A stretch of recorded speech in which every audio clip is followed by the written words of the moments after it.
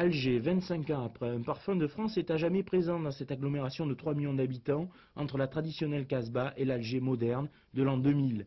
L'Algérie de 1987, ses 23 millions d'habitants, veut s'ouvrir au tourisme, aux échanges et montrer qu'une page est définitivement tournée. Du 13 au 19 septembre, elle accueille pour la première fois de son histoire une compétition mondiale dans un sport qui peut surprendre, la pétanque, née en Provence. On compte plusieurs dizaines de milliers de pratiquants dès le plus jeune âge, car en Algérie, 66% de la population a moins de 20 ans. La pétanque, héritage de la présence française, nécessite peu d'investissement. Elle intéresse donc les autorités comme facteur social dans les différents quartiers. En 84, nous étions vice-champions et en 87, on était troisième, plus le championnat d'Afrique. C'est des titres quand même acceptables. Hein. Alors là, maintenant, il y a un objectif, peut-être être champion du monde cette année.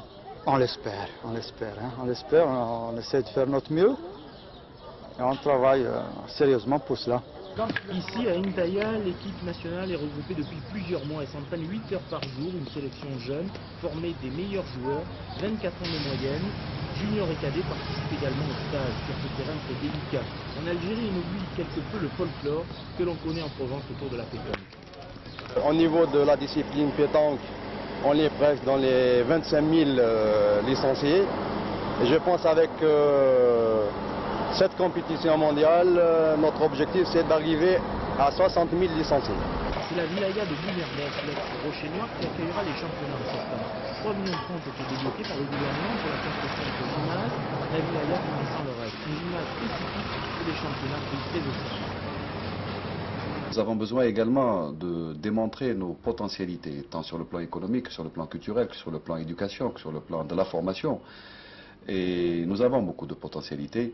Et donc, pourquoi les cacher si on pourrait progresser avec cette confrontation et d'autres confrontations sur tous les plans. Rendez-vous du 13 au 19 septembre pour ces 23e championnats du monde avec la possibilité pour vous de découvrir et de retrouver ce pays. Un séjour spécial championnat étant proposé durant une semaine à cette occasion.